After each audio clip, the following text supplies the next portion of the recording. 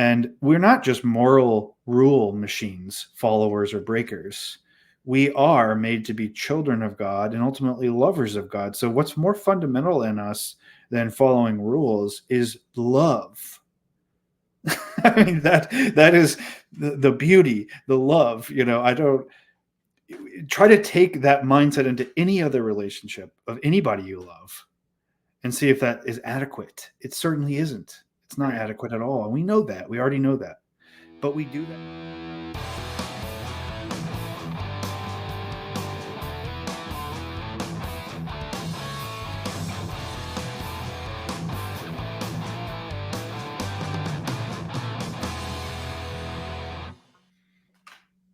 Okay, I think we're live. Welcome back, everyone. Craig here, no Jonah, but I have an even better guest than Jonah. I think Jonah would agree. We have Jordan Daniel Wood here.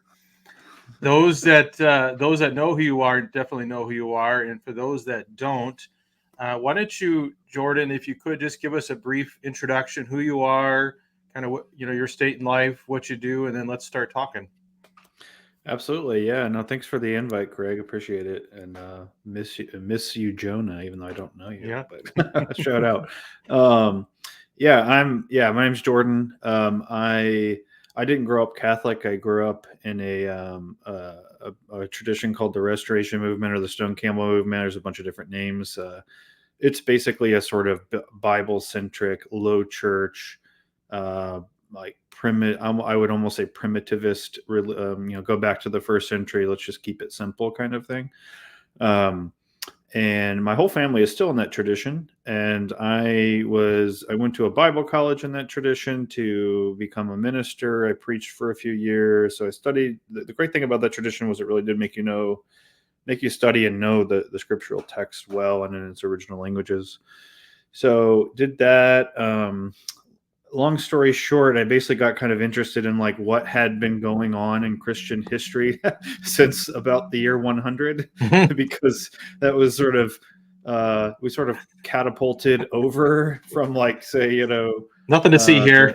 Nothing to see here, except a bunch of humans trying to pretend like they have divine authority and stuff. So and then you plop down in like the 1800s where that tradition began. So I got interested in what you might call the greater Christian tradition, both East and West. But to be honest, most of my spiritual and theological inclinations have always been towards what you might call broadly Eastern Christian strands.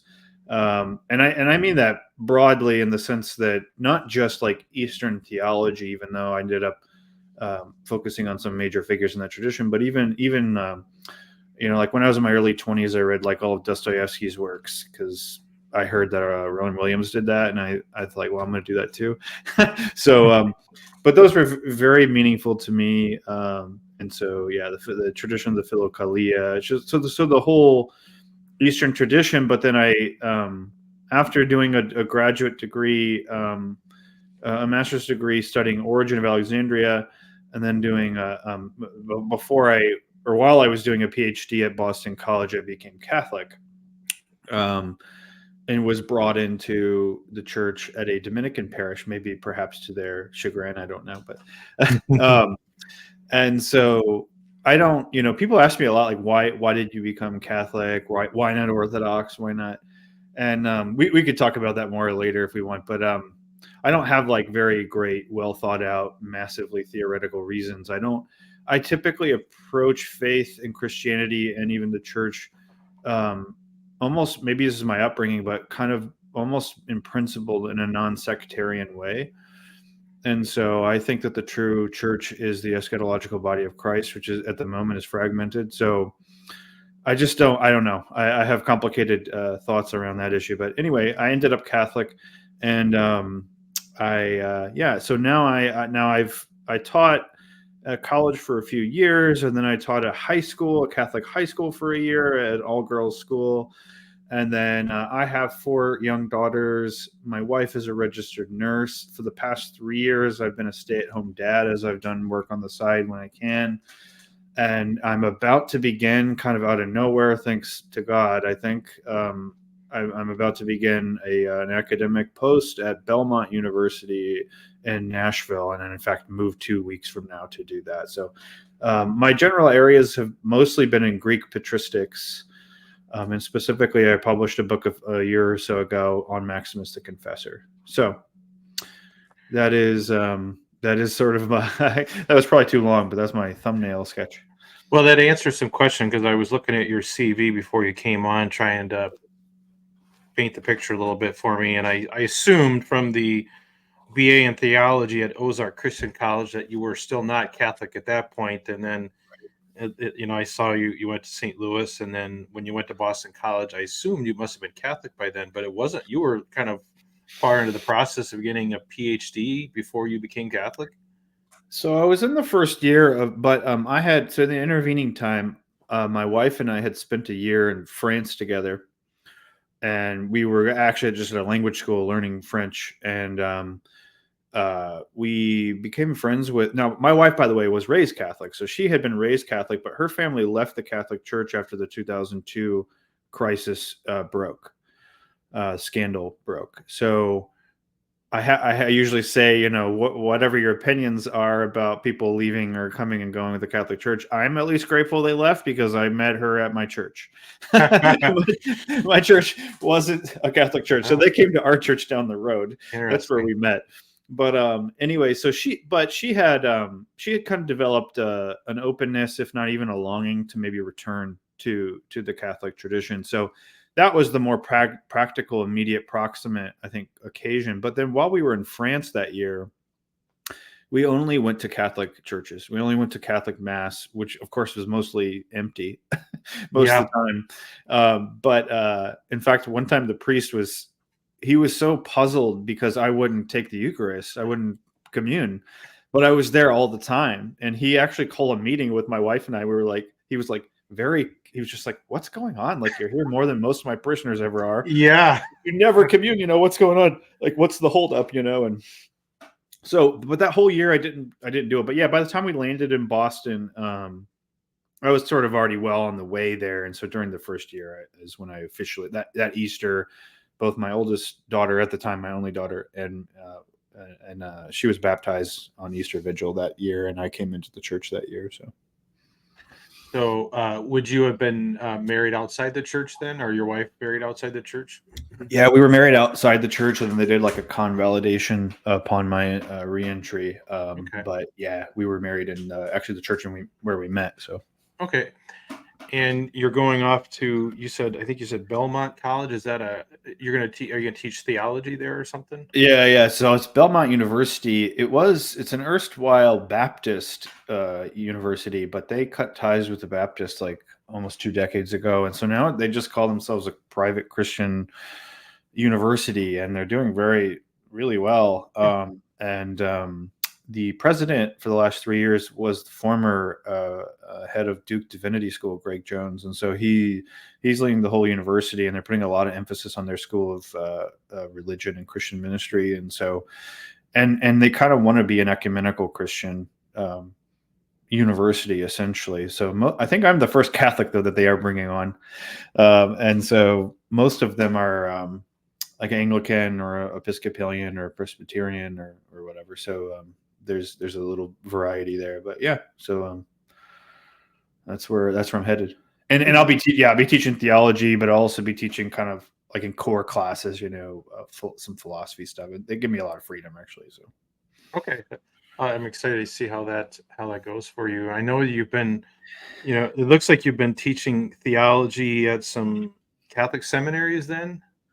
Yeah, in fact, one of my first teaching gigs, it was actually ridiculous because it was the semester that I defended my dissertation. I was teaching basically 5 courses, four at Providence College, full time as a visiting professor. But then I would also drive once a week up to a seminary, Pope St. John the 23rd National Seminary. I would drive up there and teach just a patristic theology course to. They were all second career seminarians, so. Like I had a dentist in the class that was like 63 years old, and so that was a really fun time. So we just did patristic theology, read primary texts, and so a little bit of seminary experience there, but no, not the predominant, but definitely a little bit. So the way you fell on our radar, and I assume it seems like how you kind of follow people's radar, is this concept of universalism. And before we kind of dig into that, is that sort of an area of emphasis to you, or is it simply because it's a unique thing that not a lot of people talk about that you get called upon, but you're really focused on other things in your academic work? Oh, that's a good question. I think, to be honest with you, it's long been for me an existential issue, like in a more fundamental way than other. I don't know if people always openly admit it, but some things you just don't care about in your own religion. Yeah. So I mean, and that's not any different if you're supposedly a theologian. I don't like to call myself a theologian, but if you do academic theology or you attempt to, you've got your interest, and and in a way, it's like, if you're not motivated by your own personal questions, it's sometimes hard to sustain as much work as it takes.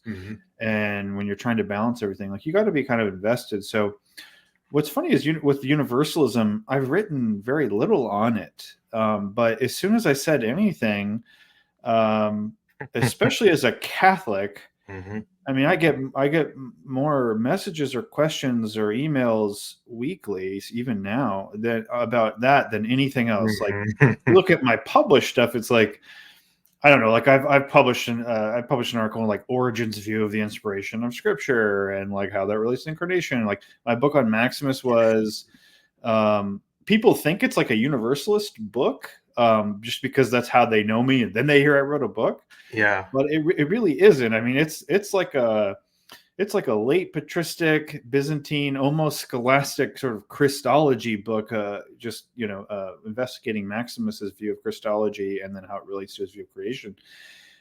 There are, like, I think I maybe mentioned universalism like one time in a footnote or an endnote, but that's not at all the primary focus. Although it's not like absurd to ask the question based on the vision unfolded there. So I don't sit here and pretend there's no relevance, but I'll just say, like, it's not like, David Hart, he wrote his book That All Shall Be Saved, which was published in like 2018, 2019. And I had written I think the first thing I ever wrote on universalism at all was just a kind of review essay of his book. And obviously I was already sympathetic well prior to that. Part of that was actually from reading Dostoevsky and the Brothers K when I was like 23. But I have to say, the reason why I'm willing to talk about it, and even though it does attract lots of criticism, and especially now as a Catholic, people criticize you because they presume that universalism has been obviously and unambiguously condemned by, like, say, the Council of Constantinople II. But the reason why I'm okay with taking the heat on all this stuff is because, actually, I think it's not just about a certain eschatological esoteric view that is outside the mainstream that's kind of edgy and cool to talk about. It's because it has to do with the goodness of God.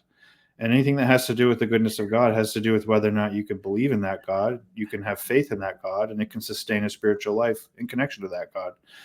And so most of the questions that have always driven me, including, for example, like violence in the Old Testament, was like one of the early things. It's the reason why I studied Origen, because I couldn't make sense out of a God who would command genocide in the Old Testament, but also, like, is the same God who, according to whom, it's like abortion is a moral evil, a grave evil.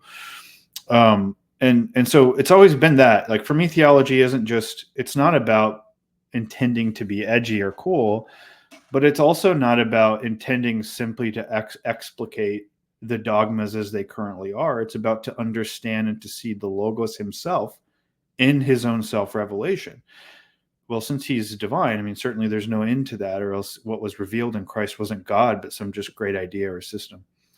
So I think, so for me, universalism has become that kind of issue. And I don't think just for me. I think for a lot of people. And it's anecdotal evidence, but based on the messages I get, there's been many, many, many, many people, and even just private phone calls I've had with people, and people you wouldn't necessarily expect. It's not always just like young college students.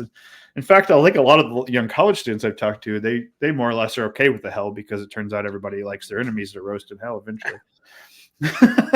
Even if the enemies are like fundamentalists or whatever. Yeah, right. But so it isn't really like a left-right thing either. It's a very interesting swath of people, and I think maybe previously invisible, but growingly visible contingent of people, both lay and theologians, and some of whom actually work in seminaries and stuff, that at least in the background are very much see it in the same way. It's an existential issue. It's an issue about the goodness of God, and that's not something you can really compromise on very easily. So that's why I talk about it, even though I haven't really given a lot of my scholarly career to it, or like writing to it. Although I plan to do a little bit more of that at some point, just almost in response to the need. So, well, and that's kind of what I was wondering, because I did check your CV and I was like, I don't see a lot of material here on it, and so that kind of reinforces what I suspected. But what I'd like to do then, so I have a couple questions teed up in the comments section I want to bring up, but before I do that, for those that are this far into it and don't even know what universalism is, can you give us the real curbside summary of what it is, and then we'll start talking about it in more practical terms? It really is as simple as David's book's title, which is that it's the belief that all shall be saved eventually. There are lots of versions of this, and I think that's important to say, because universalism is an umbrella term, and you can have versions of it that range from, there is, for example, no distinction between purgatory and hell, and hell's fires simply do purgate, they purge or purify the soul, to very different versions that will still maintain the difference between the two. Anyway, so there's quite a lot of versions of it, but what holds them all together, what makes that umbrella term, meaningful, is simply that God's stated will, which is repeated actually twice in the New Testament, that all shall be saved and none should perish, but all shall come to a saving knowledge of His Son, Christ, Jesus Christ. That actually will come to pass. That's it. I mean, that's and. I understand there are other versions too, where it's like, well, what about demons versus humans? What about, and we can raise some of those questions. And some universalisms, I guess, would maybe make a pretty hard demarcation between, like, well, we just mean all human beings will be saved versus all rational beings. I do take the stronger one. I think all rational beings. I think God creates nothing that He will not preserve and perfect. Mm-hmm. And so I think most universalisms, basically hold to that, and then they articulate it in their own ways. But so that's really all it is that all shall be saved. Eventually, it might take, in some people's versions, eons. There might be post-death conversion. There's lots of ways to run this. Maybe in the last second, maybe a second has a depth to where you're presented with like a final opportunity, and it's a final opportunity nobody resists. Yeah. There's different ways to run it, but basically, if you believe that eventually God will accomplish His own explicit will to save all, which is why He created all, then that's a universalism of some kind.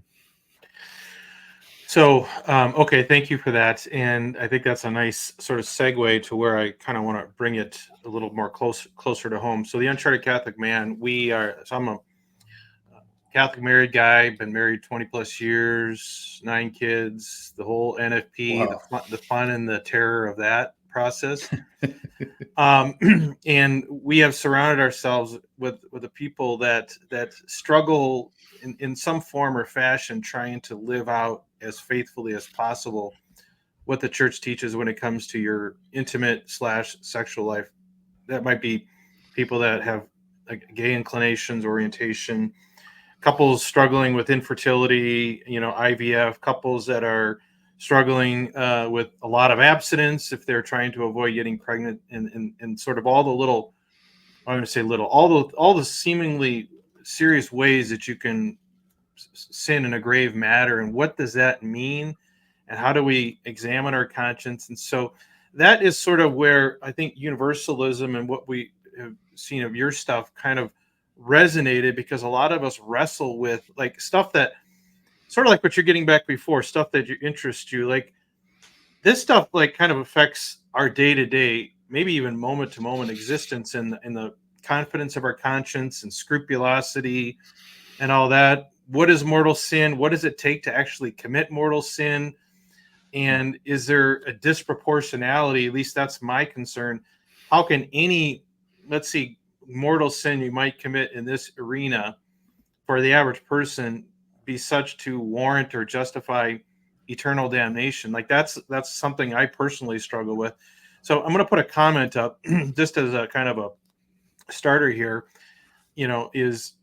So the question is, how does universalism work, if it works, with the teaching on mortal sin? Do you think mortal sin is practically impossible due to lack of knowledge of the wrong? And you don't necessarily need to answer that, but that is sort of the kind of the core issue that a lot of us struggle with. Like, how do we live our lives without being constantly scrupulous, paranoid, depressed, whatever you want to call it?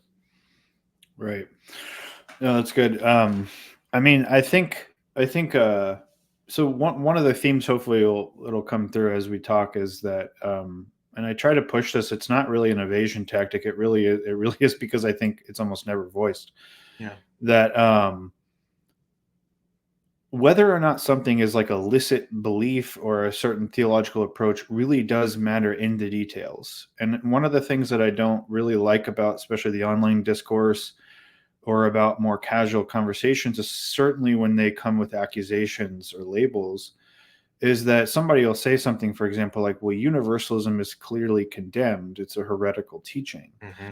But they never take the time to define whatsoever, first of all, what it is they think universalism is, which version of it. And then they have to match it up with, like, where was that condemned exactly? Yeah. And I know people think that's like a deflection. It really isn't. It's to say, if you really think that the church, if you're committed to the church is in history, the church makes specific condemnations. It worries about specific things. It's not an ahistorical thing floating above. And so if you want to be ecclesial, you want to think with the church, you have to talk about the actual church rather than the one you sort of dream up in your mind that just condemns the generic label that you don't like.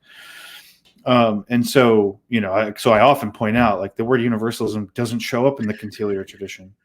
It's not, it's actually wrong to say universalism is condemned. Which anathema, which canon, where? Yeah. So, and again, that's not just an academic game. That's like taking seriously the actual historical embodiedness of the church. It's the actual church, in other words.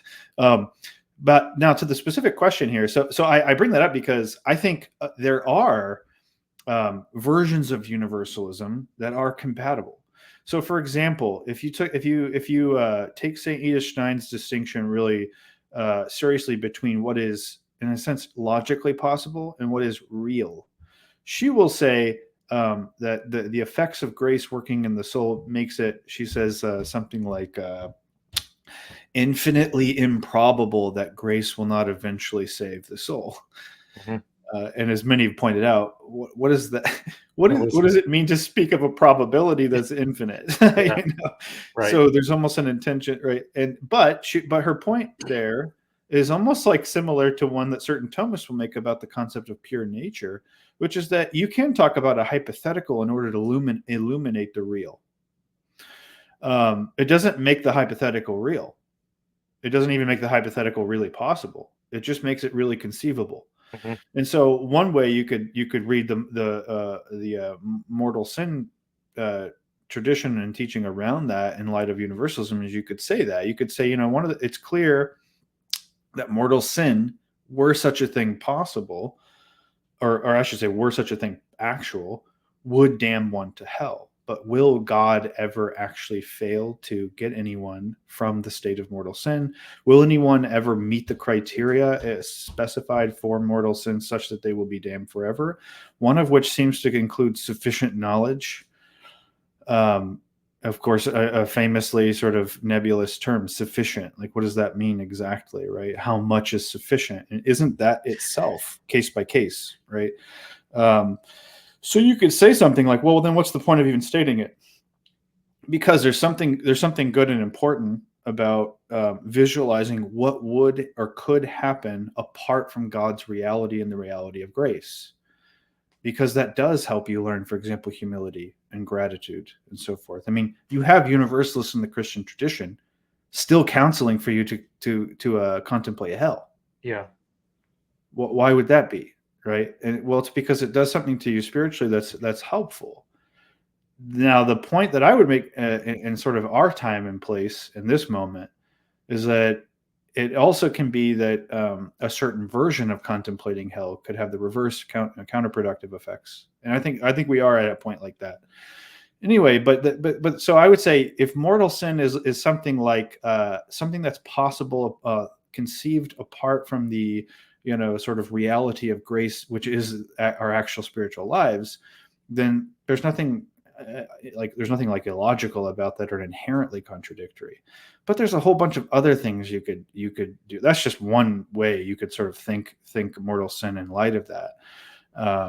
You could. I have a certain view of sort of eschatological judgment that actually would accommodate mortal sin quite fine, because I think that the nature of sin has to do with not just doing something wrong, but identifying yourself with a false image, a false type self. And this is something already mentioned in the New Testament with Paul's old man or ancient man that has to be destroyed.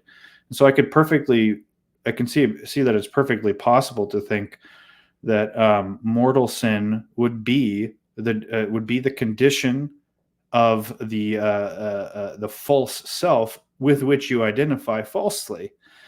But there is something like an actual damnation or destruction of that self that needs to happen as a part of the very process of judgment, which judgment means separation, a sort of severing. And so in the process of severing and severing yourself from the false selves that you've concocted throughout your own life and with which you've identified, those selves, as it were, are damned, and permanently and totally. But that doesn't yet tell us the fate of the true person, the real person, the true self that God has eternally in mind when and as he creates. And so that's another example. These are examples of like ways in which you could think mortal sin, as it's stated like in the catechism right now, in a way that would, I think, be compatible with certain versions of universalism, maybe not with other versions. So yeah, that's probably the best thumbnail I could give right now to that specific question. Yeah, and I know that I was listening to, I think, a show that you did with the I think Francis generation folks, and I know that you were kind of going through, or one of the co-hosts is going through what the catechism actually says about hell, which seems a little different from, I guess, the common description of it. And one of the things is it's something is it purposely or freely chosen? Something, I can't remember the exact language, but yeah, similar to the concept of mortal sin, you have to have full knowledge and consent to that. And one of the things that I have personally struggled with intellectually is, number one, most of us, if not all of us, live in a world where we've never seen God and probably had very little tangible experience with God. And if you did, you're like, oh, was I just making that up? So we've never seen God.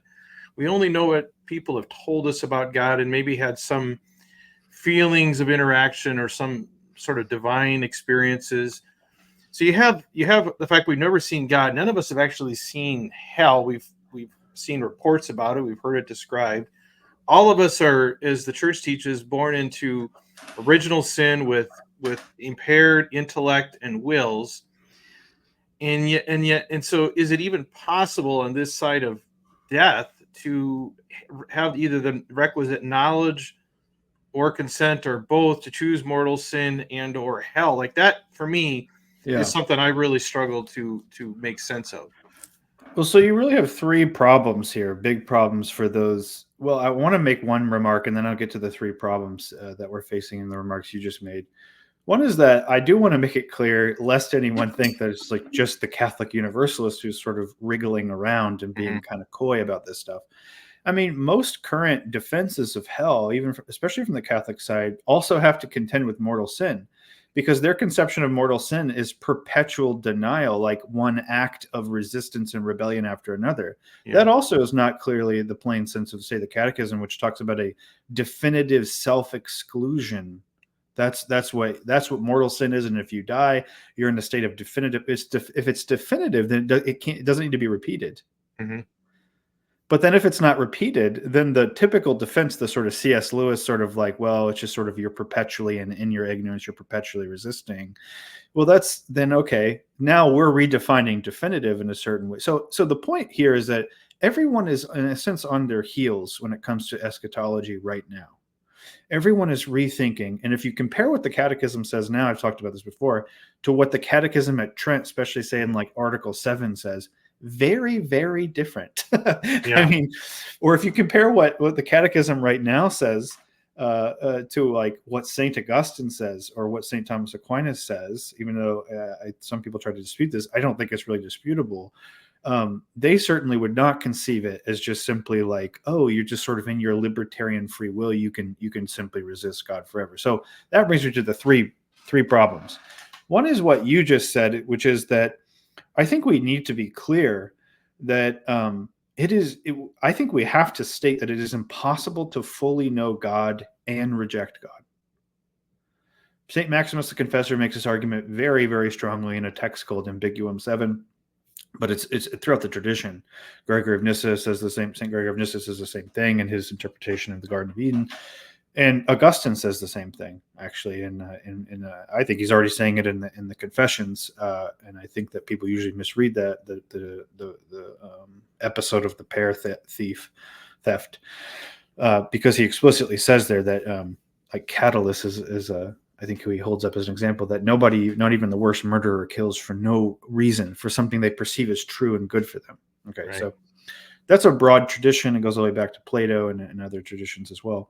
But the point would be this. Why? Why is that true? Well, because if you could fully know God and resist God, then God is not your end. That is to say, he is not the final and total satisfaction for you.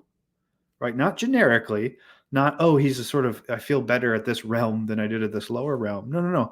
He fundamentally is the good which satisfies your good as you and for you and as your desire. If you could confront God in full and total knowledge and know him as he is and still resist him, then that just means there's something in you that does not have its beginning and end in God, which is to say there's something in you that's not created by God. I would call, this is why I've said it in another context, that the free will defense of hell is basically like confronting God with another version of prime matter, which the doctrine of creation from nothing was meant to exclude. The idea is this: when God goes to create, he's not confronted by something external that he has to work with, in order to achieve his purposes, and that maybe it'll actually sort of make it impossible for him to achieve the thing he really wanted to achieve, but nevertheless, he does the best he can. I think the way people talk about human free will or rational free will basically amounts to another version of that, just sort of dressed up in more existential, like, don't you sin every day? Don't you know evil and you choose it anyway, right? And so, and now here's the part I want to make clear. This is something that David Hart has already argued at length, and I agree with him, but it's important to see because it's easy to misread him here. We're talking about final knowledge. We're talking about eschatologically. In the end, it can't be the case that anybody perfectly knows God and resists him. That does not yet say anything about you right now. Yeah. It also says nothing about culpability in general. That's another big thing. It does not follow that because that if you sin, it must be because you have some degree of ignorance of God, that therefore all sin is excused by ignorance of God. No, that doesn't follow at all. Yeah. I can know that something, I can know enough, I can have sufficient knowledge to be blameworthy. The question is just how profound or what degree to which, what degree of knowledge do you have to have for it to be definitive and absolute and final? Yeah. What I would really want to say is that on this point, even in those moments which I've had and which we've all had, where you know what is right, but you choose the wrong thing anyway, actually the more dire situation you're in isn't that, oh, so I guess good and evil are sort of equal choices and they equally appeal to us, and we are kind of, as it were, the arbiter of what we choose, and God is more or less like the background noise. No, what it is that despite my own explicit confession, I actually don't yet truly believe God to the depths that I will. And so precisely, even though I know that that's wrong, how do I know it? To what degree? What's the character of that knowledge, right? I know it cerebrally. I know it because the Bible told me so. I know it because the church tells me so. I even kind of know it a little. My conscious is sort of being formed, and so I'm sort of like, it is telling me from within, but it's not strong enough. In other words, the knowledge is not complete and secure enough. Yeah. For me to be like Christ was in his human will, which is to say, not tempted by sin at all, in that sense, right? Not tempted to like actually regard it as good, what's evil. So, so I don't think it means like culpability is gone, and I don't think So anyway, I think just as a summary, I sort of went off there a little bit, but I think the three problems are we can't say that God. That we can fully know God and resist him, or else it means that our will is not fully created by God. He's not the beginning and end of it. Yeah. Secondly, I would say the other problem here is can a life that's 70 to 80 years old or in duration, which, as you say, begins in original sin, which is to say, to begin in ignorance of God, self, and the world, can it ever reach a point of sufficiently absolute knowledge of God that it is also sufficiently and absolutely culpable of resisting God? That's another problem. And there's a third that it's sort of slipping my mind, but I'll just leave it there. If it comes to you, just let me know. Okay. Okay. So I want to. I mean that it seems like the tension between trying to understand hell and understand mortal sin and what that actually looks like in practice seems very similar on these levels in terms of our capacity for knowledge and our capacity to freely choose something. I think in a special way for this so-called sins of the flesh, as opposed to me plotting the murder of some innocent person somewhere. Like certain sins or activities are much more, I don't know, part of our makeup, our nature, maybe our fallen nature. I think we have less control over it, or much more difficult. Most of us have a much more difficult time resisting these things, as opposed to doing some heinous act that most of us aren't even tempted to do, much less do. Right. Which kind of brings me on. I'm curious what you think of, because one of the things that I was wondering about as I was preparing for this, is I can't help but ignore. And I want to put a few quotes up here, and I'm going to kind of go through them. And I'm sure you've seen these before, but for me, it's hard to ignore, for example, this is St. Jerome. Out of 100,000 sinners who continue to sin until death, scarcely one will be saved. This is from St. Louis de Montfort. The number of elect is so small. If we were to know how small it is, we would faint with grief. Like that's, even like this one in particular, the Blessed Virgin allegedly said to Faustina, was it, at Fatima, more souls go to hell because of the sins of the flesh than any other reason. Like this one in particular is something I really struggle with, just because of the content that we talk about and the stories I hear. Like this really challenges my concept of God as a good God, and in the whole idea, like those of us born, there's a reason why most of us sin or struggle with these kinds of sins more than anything else, right? It almost feels hopeless, like when you say, okay, if I slip up once and I don't get to confession, I'm doomed for eternity. I mean, my mind really can't process that, and I don't know if universalism is necessarily the more palatable response to it, but the idea that this is true is a really big stumbling block for me intellectually as a Catholic. Yeah. Well, I think it's a stumbling block for me intellectually and spiritually, to be honest. I mean, look, there's an interesting thing here about like the quotes you just showed. They come from a very clearly Augustinian tradition. we're in a weird position nowadays because the people that defend hell using, say, like a free will defense or something like that, they fundamentally betray Augustine's own principles and actually all the saints listed here, right? Because what's the point of these kinds of quotations? The point is this, and I don't say I agree with this, but I'm just saying this is the part of the tradition where this is where a lot of this stuff comes from and a lot of the anxiety comes from, is this. You are born in original sin. You are born in a state where you can do nothing for yourself to get out of it. And actually, that's the backdrop for you to perceive the gratuity and the gift of grace, which when Paul says, like in Romans, who will save me from this body of death? Thanks be to God, Jesus Christ, our Lord, at the end of Romans 7 and beginning of Romans 8:1.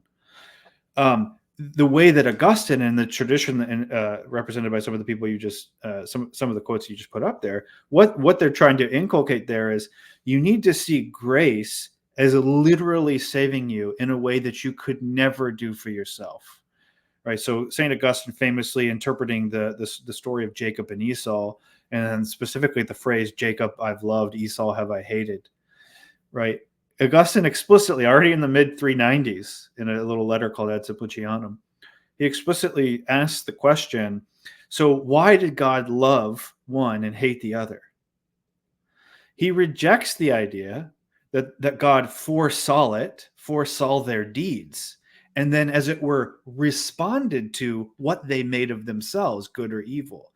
Because then that means God's predestination and his grace are inconsequential to one's final destiny. And so he says, look, we have to say that God simply hated Esau prior to him being evil, because if you don't say if his evil acts influenced God's disposition towards him, then you have to say the same thing with Jacob, but then you're Pelagian, right? Then you think you saved yourself because of Jacob's goodness is what affected God's affection and grace towards him. Then that means Jacob's really the one to be thanked here, not really God. God's like a means to the end of salvation or damnation. And so Augustine firmly rejects this. And the church has always been in this really weird pickle and a very, very honestly awkward tension that bubbles up from time to time in different controversies and forms. But the tension is basically this. On the one hand, we say God does not elect anyone to hell. Like he doesn't create anyone in a state of damnation. Like he doesn't make anyone for hell. Because that would make, if hell is evil, that would make God, as it were, not only the author of evil, but the one who wills it. That would mean the divine will is evil. Okay, so we firmly reject that since the Council of Orange all the way up to today. It's still in the Catechism. It firmly rejects this. Now, the Catechism today, though, immediately after says, it's self-elected. We have chosen to be in hell if we end up in hell. God doesn't predestine anyone. Okay, well, Augustine wouldn't go with that, because then that means literally the greatest possible difference that should matter for you, heaven or hell, what makes the only crucial difference that distinguishes between the two for you is you. Did you accept or did you reject? Okay, this is why Pelagius, if you read any of his homilies, he's actually extremely hellfire and brimstone, because he believes if you go to hell, it's your own fault. So why should you blame God? God didn't do anything. You did it. So it's funny.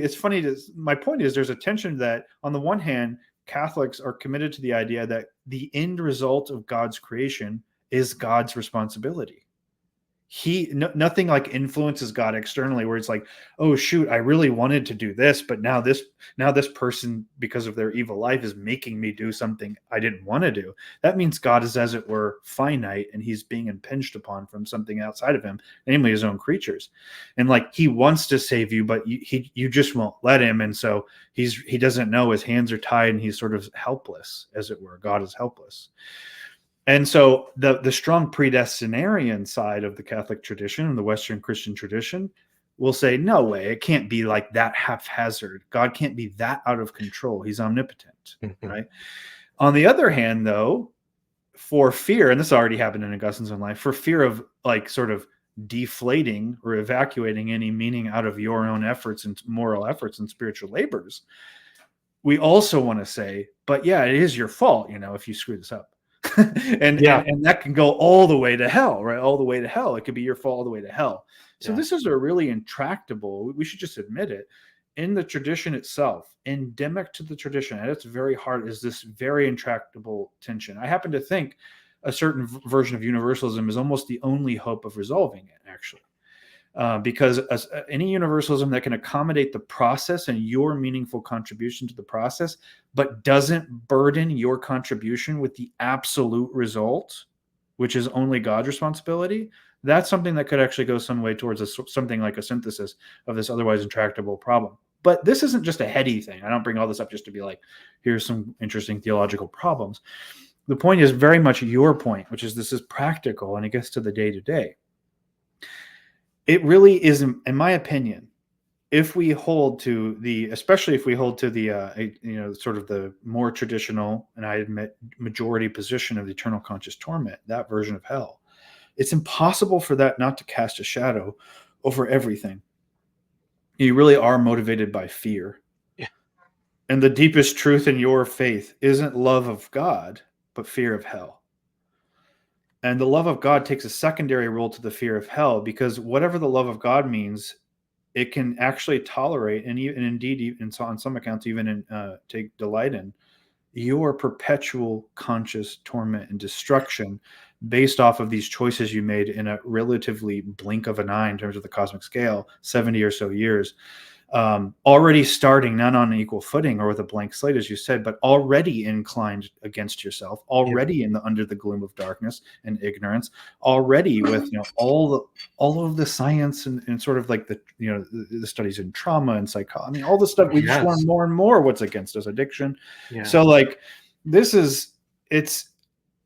I don't even really know if it's possible, despite anyone's intentions, if you're going to put the absolute burden on temporal provisional lifespans, there is no way that anything is more fundamentally motivating those lives, even ones that are striving to live according to the teachings of the church and in the way of Christ. There's no way that won't be fundamentally motivated by fear of hell more than it is by love for God, which according to 1 John should cast out fear. Yeah. No, I think that's true. And I know in our community, especially, we have a Discord. We talk about this all the time. And one of the things that we've spent a lot of time talking about is the primacy of conscience and where does that fit into all this? Because I think it was it Ratzinger, before he was Pope, said he had something about like you, and I think this goes back to Aquinas, like you must follow your conscience even if it is contrary to something the church says. And I think it's one thing to intellectually ascribe to that and try to follow that, but I don't care who you are. If there is even the remotest chance that I am not faithfully informing my conscience, that there's still a possibility that I die tomorrow and I wake up and I'm in hell because you were too easy on yourself. You didn't do enough to form your conscience. Like, I don't know how, like, even the tiniest risk of hell, given the severity of it, is huge. Like, you cannot just act like that doesn't factor into the equation and isn't in fact a significant driver of how we look at things and how people can have peace and calm in this life. I don't know that it's possible. That's actually it's a very important point you're making, because so often the universalist is told, well, if what you're saying is true, you're basically going to license all moral lassitude and laxity, right? Like that's always been the kind of go-to thing. And I have to say, it's not totally unfounded, of course. Right. I mean, even in the monastic tradition, even among some thinkers that I basically think were pretty much themselves universalists, there is a sense of like, you got to be careful with who you tell this to, and like, it's for the perfect or whatever. But I think we're at a different time than that point in the tradition. I think there's enough baggage in the Catholic tradition now and the Christian tradition broadly, and there's been enough sort of revolutions going on for quite a while where things that might have worked tactically for a while no longer do. And one of those, I personally believe, I can't prove this in some absolute objective way, but I personally believe that, like when Charles Taylor talks about the decline of hell, he calls it, in modernity, and he sees that as kind of tied intimately with our era. And he doesn't think that's bad, actually. I agree with that, and I think there's a ton of reasons for that. I won't go into now, like sociological, political, and all that stuff, and historical. But the other point you're making, though, why I want to sort of highlight it is because that's usually been the justification for like either not talking about the subject of universalism or even just actively opposing it because you're going to license everyone. But here's the thing: how often does the threat of hell license just about anything?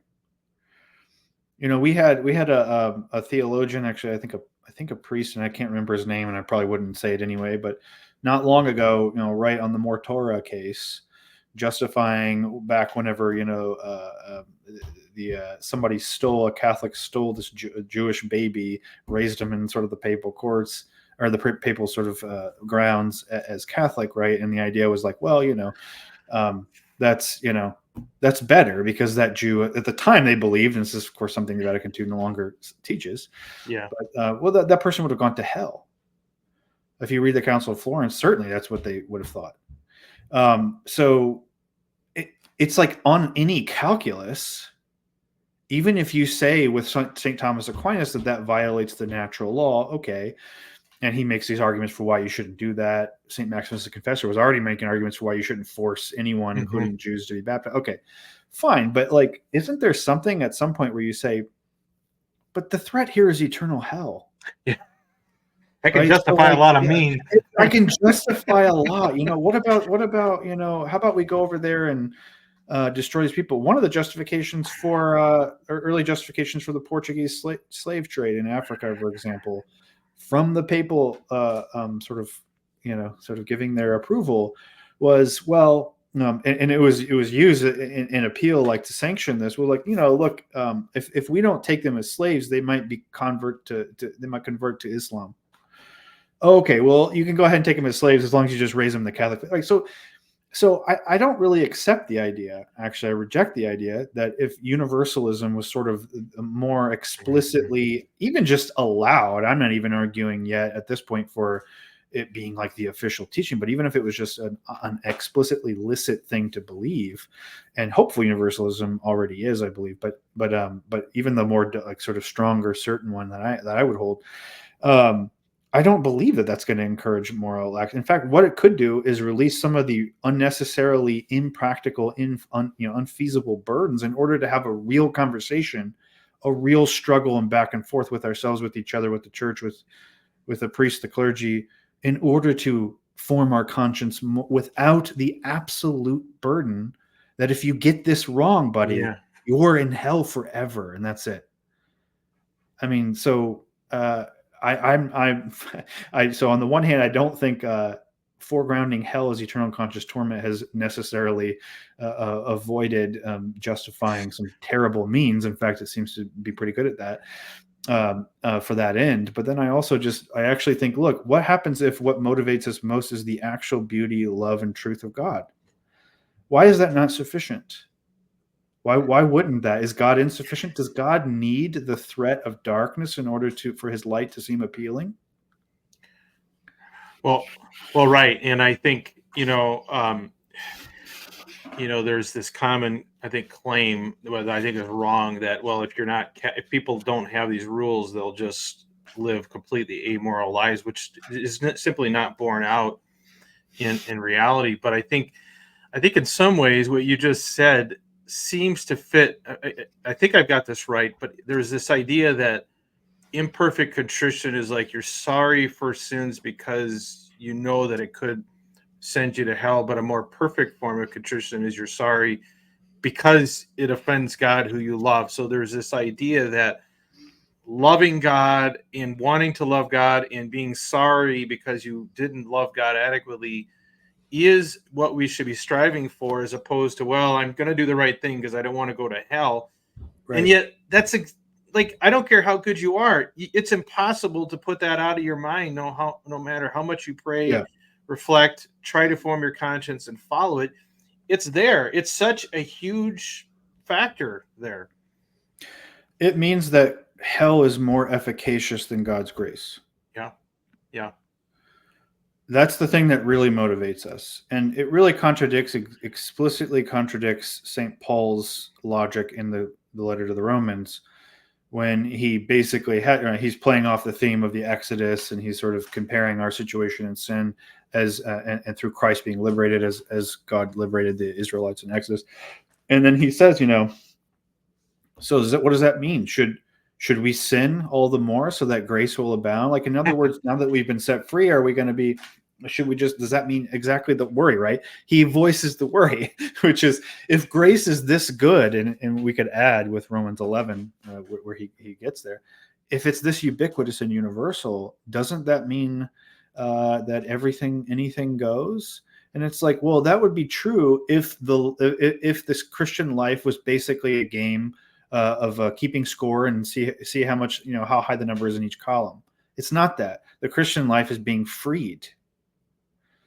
The Christian life is being liberated. And so just as Moses had to say to the Israelites in the desert when they started complaining because the journey was kind of tough, and he said, well, what do you want to do? You want to go back to Pharaoh? Yeah. We're on our way to the promised land. And yes, this part's tough, but it's nothing about, at least you're not enslaved anymore. That's exactly Paul's logic with the Christian life. Grace has set you free. You still are, although in process, you're in the desert. Mm-hmm. And we're headed to the promised land. And you sometimes might be tempted to look back and be like, man, this is hard. I want to go back. Really? You really want to go back to being enslaved? No, you don't. Yeah. And if you think that, it's because you're deceived in your own heart. You don't want that, actually. In fact, sometimes we're so, and this is the funny thing too, like with universalism, I feel like in a certain way, I can give more weight to our screwed up. If what you want in a theology is just like people being screwed up and that's the real deal, like that's really who we are. Okay, fine. How about this? You're so screwed up, you don't even know what you truly want. Yeah. And so if it's the case that our conversion and our salvation is nothing but the work of God, ultimately. I mean, ultimately, he works with this cooperative grace, sure, but I'm talking about the final results here. If that is his work, so that I can look at Christ and say, thank you for saving us all, then it cannot be the case that hell in our theology, our thinking, and our spirituality actually looks more motivating and more efficacious than the love and grace and beauty of God. And I have to make one last remark on this. It also oddly flattens us to merely moral machines.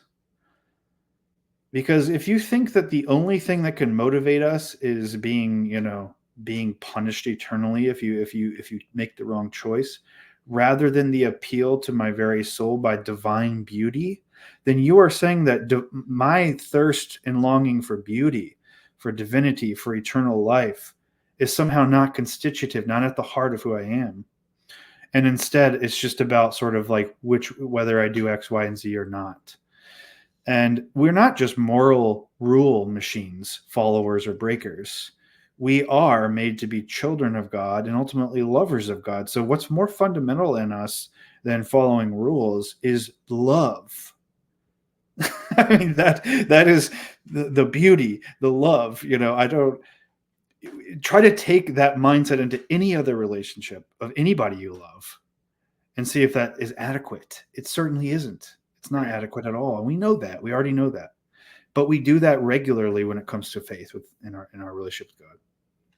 Yeah, it is interesting because it I think about that too, and this sort of what I would call more of a traditional or Augustinian view of God is like I cannot conceptualize any human, someone that's been bad to me, that even comes close to that view of God. Like how God is supposed to be good, like all good, all perfect, and yet I can't conceptualize of a God that would actually do things this way and allow us poor people and our fallen natures, etc., to end up in hell. I don't know. I mean, that's hard for it. It really challenges my concept of God as being a all good and all perfect God. Right. And what somebody might say to you and me, because I agree with you, is, Well, isn't that just you sort of judging God? I mean, aren't you just sort of like rationalizing God? And what I want to say is actually your version of God is no less a judgment on God than mine. Because you think God, in order to be a serious God, needs to seriously set us up in a very difficult situation that he may or may not extend the sufficient help to get us out of. And actually, for those people, that's the mark of divinity. Divinity is God's sovereignty, his raw power displayed over and against us. And when you feel the pressure, that's almost like then you really know this is divine stuff that you're encountering. But so what you've said is that you know what it means to be God, and you know that what it means is it's going to be, you know exactly how God is present to us, and it's always as one of menacing and threatening and powerful. I have to say, I think it's because they basically worship the raw power of God, even though I worship the God who is crucified and in weakness is made strong, not in strength. Because if God was just like a Zeus character, then that actually makes sense to me. It's totally rational, actually. It's a totally rationalist picture of God. What would God be like? Well, just think of a person and then imbue them with absolute power and the ability to do anything. Okay, well then most people's theologies and pictures of God goes along that way. I mean, the whole scandal to me, not scandal, but actually the promise too, of Christianity is when we identify this man hanging on the cross, being crucified by the terrestrial powers, the empire, even though they more or less don't care about him, they don't even think he's that significant. But it just sort of he gets caught up in the cogs of the wheels of history or something, of power and history. And you say that actually is God. And when you say, like Paul does in Romans, that somebody might die for a good man, that actually is rational, right? But for him to die for us while we were still sinners and enemies and hostile to God, and so now the sign for Paul of divine presence is not at all his menacing or almost or actually crushing you. The sign for Paul is his ability to be crushed among you. And that now is for the Christian. I would hope that's the sign of the divine presence, if there is a general sign. And so that's one of the things I like to say is that when God became Christ, he gave us the criterion for judging himself. Otherwise, that wasn't really him. So I'm with you. I cannot conceive of a God who is willing to become human, and not just any human, but a peasant, poor human. In Paul's words, right? He became impoverished that he might make us rich. To become an obscure, right? Most of his life he's obscure. To be go through his life, he's tortured, he's dead, and according to us, right, he even goes down to hell. And then he raises us up, like in the icons of Anastasis. He pulls Adam and Eve out of the coffins. And yet, at the end of the day, we about that exact same God who displayed that depth of kenotic love, we also say, but he might not get everybody. I heard a parable once that said he would leave 99 for the one. So what God are we talking about here? So you see how it becomes so existential, right? And people will be like, you're rationalizing, you're judging God. Who are you? You're being prideful, right? And I'm saying, is it really prideful to take God's own self-disclosure as the criterion for judging who the true God is and what he's like? Right. Actually, I think that's pretty humble. So, well, and it feels similar to, I mean, Jesus was very critical of the Pharisees, and they rejected Jesus in many ways because they had this image of him coming as this powerful king and exuding power. And while, yes, there are, let's say, some, Jesus chases the money changers from the temple, etc. But the vast majority of the Jesus Christ of the Gospels is one of hope and mercy and gentleness. Yeah. That seems so different from this version that is portrayed in this, what we've been talking about, more the infernalism, or however you want to call it. Yeah. Well, and it's one of those things where it's like, look, what people will caricature this as, and what they're going to be afraid of is like, oh, so universalism is just basically like a get out of jail free card. God's just really nice, and isn't this just a capitulation to like modern sentiments and blah blah blah? I'm like, well, I don't think it is, since like, let's say Origin of Alexandria wasn't exactly modern. He died in 254. Yeah. So it's not really like a modern new thing, but in any case, it's in fact, I would recommend people read Origen himself, or Gregory of Nyssa, or Evagrius of Ponticus, or any of these other people that are universalists. The idea is not that God never like does anything to make you hurt. It's just that he never does that for the sake of making you hurt, or because he's mad or offended that you didn't follow his rules. Right. He only does it in order to heal you more profoundly. And anybody that's been a parent knows what that means. Mm-hmm. Is it now, isn't there a difference, an obvious difference between, I'm going to deprive my kid of this or that, or take this away from them, and they're going to be mad at me. We all know what that's like. They're mad at me. Okay, fine. They're mad. They're uncomfortable. They might even feel some kind of pain. Sure. But like, wouldn't it be different if I was like, you broke my rule, I'm going to just kill you? Yeah. Right. Yeah. And we're not even talking about that interval, right? We're talking about, I'm going to let you to go to perpetual eternal conscious torment. Yeah. No. In fact, my view is like, if you really understand universalism in a certain way, it's more terrifying. In a certain way. Not ultimately because you might go to hell, but because it means God will not leave you alone until he makes you into the creature and the person you are supposed to be. By whatever means necessary, right? He will do anything. He's the hound of heaven, right? Well, and I think kind of the other side of that coin, I think you maybe alluded to this in your in one of your other episodes, but are there, I want to say problems, are there problems with the concept of universalism? Yes, but there are also, and like you say, in many ways, worse or more difficult problems with the alternative, right? It's not as if the other is just this perfect, seamless, sensible strategy. Like it's right.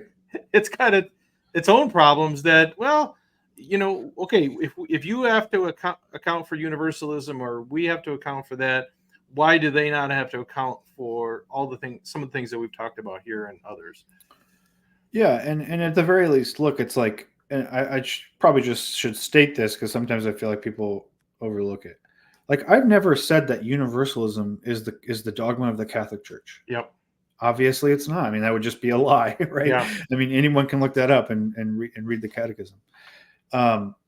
But we also have very, very many instances in our actual tradition, the actual history and life of the Church, where there were points of time where figures believed something, and they believed it with certainty. They believed it with gusto and motivation and conviction. That was yet nevertheless not officially recognized. And actually, by a lot of objective standards, it's kind of hard to see how it could ever really cohere with what currently is being taught. Yeah.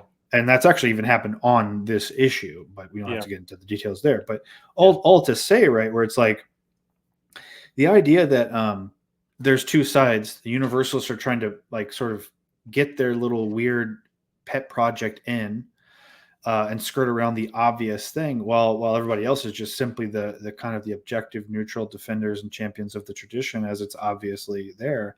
That just isn't. That's actually dishonest, I think. So it's it's like, look, let's not pretend one side's prideful while the other side is really humble. And in their humility, they're just willing to say, well, I don't know. I don't know why God is like that. I can't explain it to you, but somehow it'll all make sense. Yeah. And it's like, well, I mean, also, we've been given the mind of Christ also, right? I mean, Paul reasons through at the end of Romans 11. He doesn't just stop and say, he's the potter, we're the clay. Like there's a, I love the Lord my God with all my heart, soul, mind, and strength. And if to my mind, something is fundamentally actually becoming an obstacle to my own trust and faith in God, even the church itself says that, that's something that is a part of the Christian life. It's a part of the struggle.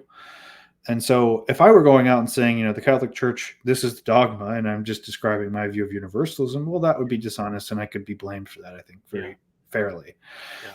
But instead, what I'm saying is, I believe this is the truth. I don't think it's not the official teaching at this point, and there has to be work. There would have to be work intellectually and theologically for it to cohere. But I believe that will eventually. Why would I not believe that if I think it's true? Yeah. The truth triumphs in all of its whole, and according to Dave Arabin, we're always the church. The church is endlessly progressing to the fullness of the Word, who is the truth. And guess what, guys? That happens in history, and it happens through our own efforts.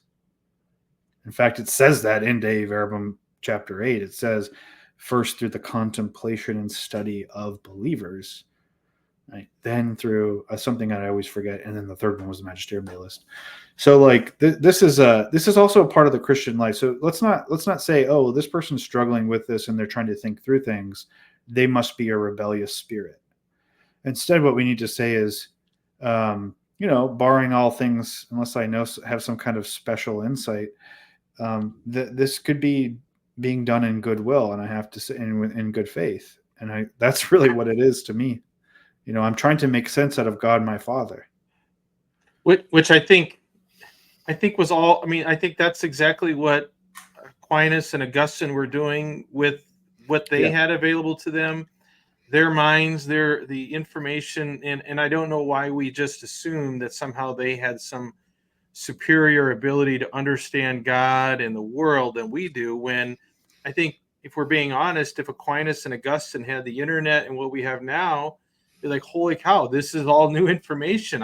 If I had this, maybe I come to a different conclusion. But there's this, I think, number one, there's this sense that, well, we tend to like impose rose-colored glasses on history, and we kind of like sanitize people and lionize and elevate our heroes.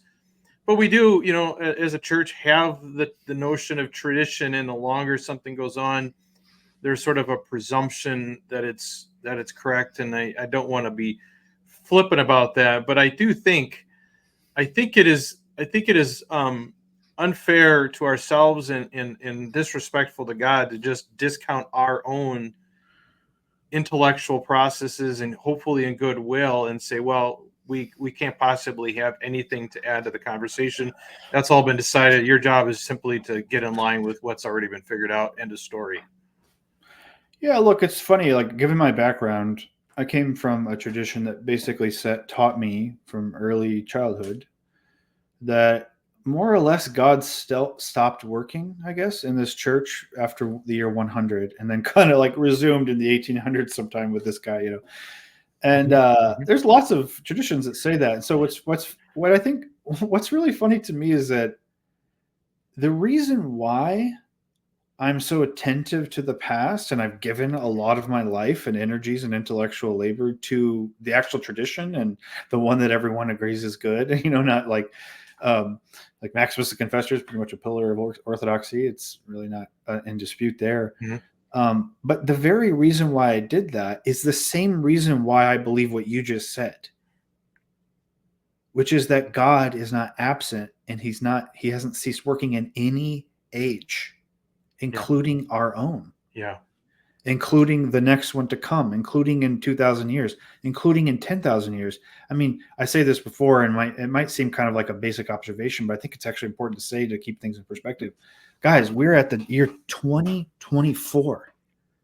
You think you're very far into the game? This is nothing. What about in 2,000 more years? How about in 20,000? What about 200,000, 2 million from now? I believe the church will triumph and continue to exist in those times. So it's precisely because I believe in the church's mission and truth that I think in about 20,000 years, they're going to look back at us and be like, wow, those guys in the early church. Funny. They had some funny things they were still. But guess what? Yeah. I mean, one thing at a time, I mean, like, that's like, why would we be surprised that what we might consider, I get this question all the time, like, well, why is it that if universalism is true, why isn't the tradition, why isn't the church, like, it's been so long? And it's like, no, it hasn't. Yeah. Like, they didn't even say that the Holy Spirit was officially divine in the full way that the Son and the Father were until like 381. Mm-hmm.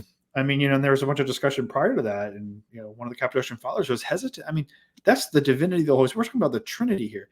Yeah. So it's like, this is, this is the early stages. We're still crawling. And so it actually makes a lot of sense to me that it might be in our age, it's something like it's not like the only thing, of course, but something like universalism has finally come to the fore and has been displayed in a certain light that it never has before.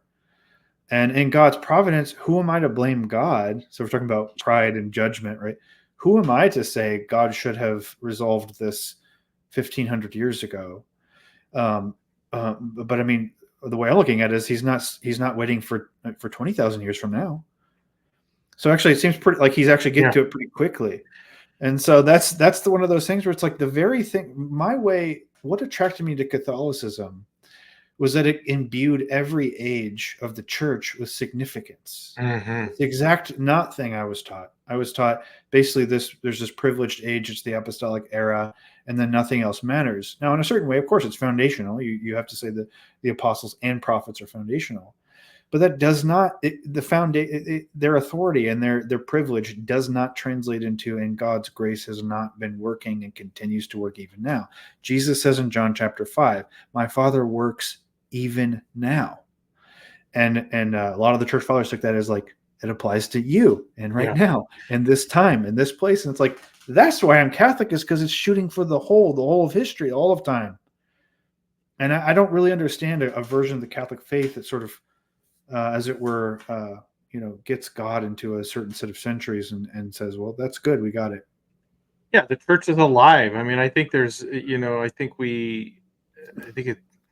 I think that we should appreciate that, the fact that the church is alive and that God put us here for a reason, in the same way that he put Aquinas and Augustine and even the insignificant figures in there. There was a time and place and a purpose for that person. It sort of feels like if we say, I have nothing to offer, I'm going to do what I've been told, and it's sort of like the one steward or one servant that hides his talent under buries it in the ground while his master is gone. The master comes back like, what the heck have you done with this?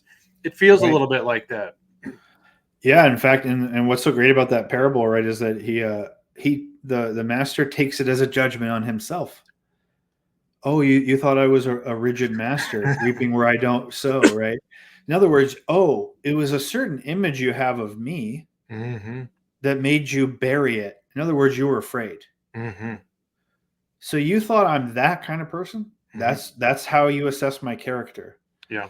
And what I love about a lot of the thinkers that I'm drawn to from all across the tradition, what holds them all together, no matter how much they might diverge here and there. And I would put like Augustine in this camp too, even though obviously I disagree with him in certain significant ways. Yeah. Although I would say that I think he disagrees with a lot of current popular apologetics for hell in a lot of decisive ways too. And namely that, like, for example, maybe Augustine, one of the great uses or sort of providential rationale for his appearance where he was is that he actually stands as a kind of rebuke against anyone who might take refuge in a libertarian view of free will in order to justify hell, because of course Augustine would point out, then you just made yourself your savior. And I think he's right about that formally, even though we disagree about the details. But so see how I couldn't even have that thought though very clearly if it wasn't for the fact that he already existed and taught and believed what he did, even though I disagree with him. That's how tradition is. Yeah. It's not like we get this sense that when we say something like the deposit of faith, you really think of like a treasure and you throw a bunch of coins in there, and those are like all the data and information bits. And then the question would be like, when someone's talking or teaching or writing or giving you their opinion or their beliefs, how much of the treasure did they get out of that deposit? And it's like, no, man, the deposit of faith is a person, and he's called Jesus. That's not an object. That's not something you can possess and control.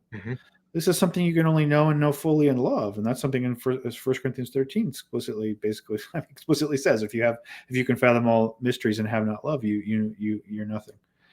So love delivers a certain knowledge, which is otherwise inaccessible. And I'm saying all this because it's to me, I'm like, this is the kind of what it means to be planted in a church and in a tradition that's alive. and that you believe is fundamentally the same God, and we are of the same body as those who've preceded, and all those that are going to come in the many, many, many millions of years to come, in my opinion. And if I think a properly Catholic attitude takes that, it's a humbling disposition to take, but it's also an invigorating one. And anything else is just reductionism that more or less avoids the actual life of the church and the body of Christ, in my opinion. So, yeah, I think that's very true, and I'm comforted by that a little bit, because I'm sure you do for your position. I would say we get a lot of positive feedback to what we do, which is we are in a little different channel than a lot of places. Not to say other Catholic podcasts and things are bad, but we operate a little different, and we do get some pretty negative feedback. Take Catholic out of your name. You're not, you guys are talking about this teaching or trying to, not even critiquing it, but just sort of like, well, what about that? That's, we get constantly told, shut up, stay in your lane, do what Aquinas said and all that. And otherwise you are, leading others astray, and God forbid you're going to be in hell because someone's going to listen to, I'll be honest. It's hard to totally dismiss those, because I don't want to be a pathway for someone to lose their faith or go on the wrong path. But inside I have this deep burning, like, I'm supposed to talk about this stuff, and we're supposed to talk about this stuff, even if it maybe, and especially because it makes us a little uncomfortable. I think that is really what's at the heart of this, and why I think these kinds of conversations are very, very important.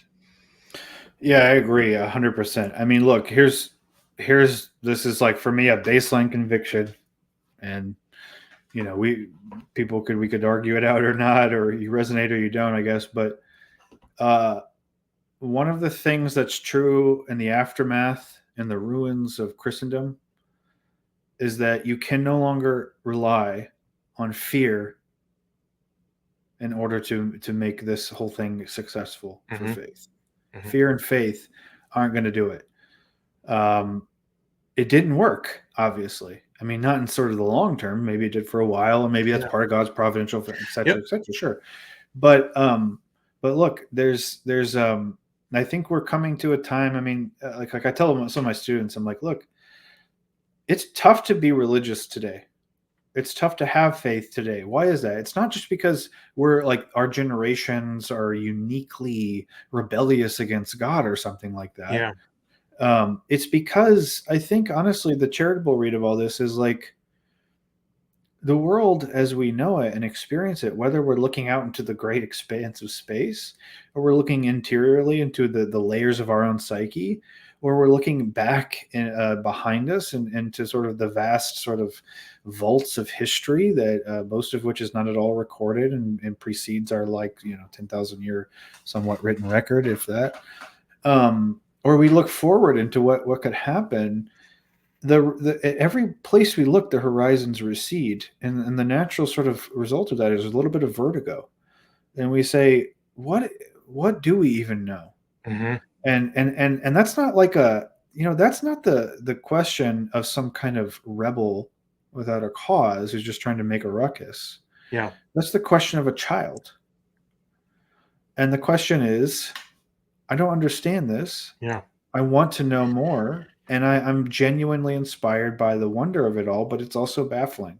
Yeah. And it's just so obviously performatively self-defeating to me to claim to have in Jesus Christ the self-revelation of the infinite God incarnate, and yet constantly treat it like it's the most precious, fragile, easy to break and lose thing imaginable.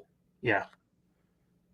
How much more, if you want to look around and say, like, why do young kids, and I'm saying this, somebody who's about to start, resume a career and spending a lot of time with college students, and they're in the mode of questioning and so forth. And it's like, I can't tell you that there's nothing more that I've seen it. It obviously doesn't work all the time, and everybody's at different places, but on the whole, I can't tell you how invigorated I see, like, lights up in their face and their heart in their mind when they realize, oh, actually, having faith doesn't shut down the questions and the struggle.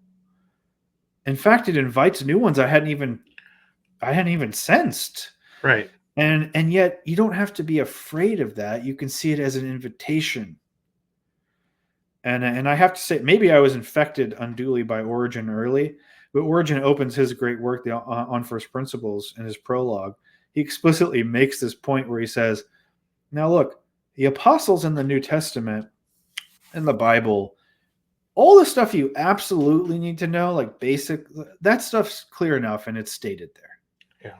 But there's tons of other things that are left. And he would attribute to even their own intentions. And I don't know if that would hold up now, but let's just say, you could just say the Spirit. Why not that? The divine Spirit orchestrated in such a way that it intentionally veiled or left ambiguous some things. And when he asked why is that? I love it. His answer was, because God wants to be sought too. Yeah. Why would you not think God wants to be sought? Is God not your lover? I mean, do lovers not want to seek each other? Yeah. And so God discloses his entire self. He doesn't hold anything back, but he does so in such a wise way that he invites you yourself to come out of yourself in love and ecstasy and search. That actually is a part of the development of you becoming you. And that's what's so divine about it. I mean, that's what's so amazing about it. And so once people start to sense, like, actually, being Catholic, being Christian doesn't mean just here's the external authority dropping down on you, everything you got to do, but here's the invitation. And I know people think this is like, oh, it's sort of like, look, sometimes they're cringe. Sometimes the programs and the way that the Vatican formulates things is very fluffy and weird and not helpful. But look, you're not going to avoid, when you're dealing with a God-man, Jesus Christ, you're not going to avoid the fact that he constantly is beckoning you to see new depths in him. If he does not have depths for you to see, he is not God. And so it's implicit in the very faith in the incarnation. It's implicit that the church is on a journey, and that the journey isn't just some unfortunate detour you might have to go to if you're weak and sort of sufficiently rebellious and foolish. No, it's actually integral to the life of the Christian itself. The earliest church was called the Way. And that's why, because they didn't just offer you, here's the teachings, they offered you a path. And if you lose that, you more or less lose the heart of Christianity. That's a really good way to put it. I like that. Thank you. Yeah. We've been going for a little while now. I do want to give you a chance, if there's any other really important points on this that we haven't had a chance to touch on, I want to give you a chance to do that. But also, I know you do have some publications and other things out there that I'd like to give you an opportunity to make a pitch for and let people know about. So why don't you go ahead and get the final word on that? Yeah, sure. So, thank you so much for having me. I don't have a bunch of other points to make. I would just point to the fact that, obviously a big question, especially for Catholics in all this, surrounds the development of doctrine and whether or not that can happen and what sort of things what conditions are there prior to that or not. I often think that Catholics imagine that, like, they kind of cheat, and Karl Rahner pointed this out actually in the 80s. They kind of cheat because they, like, especially if you're a post-Vatican II Catholic, it's like, oh yeah, developments are great, the ones achieved at Vatican II, but then somehow in principle it just stops. It's like, once again, it's one of those, like, I'm sensing, like, wait, hold on, so did grace just stop? Did we just stop doing it arbitrarily in the year 1968? Right. And it's like, look, we're committed to that as Catholics in principle. So anyway, but this discussion, I think, doesn't lead to that, those broader considerations. But I've written a little bit about that, but not, I don't think sufficiently seriously on. I have a Substack called, what was it called? Words in Flesh. You can check that out. The last two posts have been about Universalism and Catholicism and development. But then, in the future, I think a colleague and I plan to write. We've already planned out a volume on Catholicism and Universalism, but that probably won't be for a few years. In the meantime, I saw somebody over here in the comments asked about, History and Dogma. Yeah, the podcast that I have this thing where I start like a podcast for like 3 episodes and we just disappear. No, but it's yeah, it is definitely going to keep going. It's just my co-host started a new job last year and moved, and it like sort of shut it down for a while, and then like I'm about to move and start a new job, so it just the timing was probably not the best, but we do intend to resume that. But no, I don't have nothing else that I really want to plug or pitch or anything. I just appreciate the invitation and the conversation. And sorry if I get a little homiletic sometimes, I think, and I get excited and whatever. Well, I'll tell you firsthand. We had a lot of requests to get you on the show, and when I told our group that you were coming on, they all giggled like a bunch of little schoolgirls. So I mean that. So I really appreciate you taking us up on the offer. I've really enjoyed this conversation. I know our listeners have, and will appreciate this. And maybe we can do this again sometime and dig a little deeper on some of these things. So, well, thank you so much. I'll cite to those things in the description below if people want to check that out. Good luck on your new adventure. I hope that goes well, and I hope we can do this again sometime. Sounds good. Thanks a lot. Appreciate it. Thank you. Thank you, everyone, for listening. And until next time, everyone, have a good one.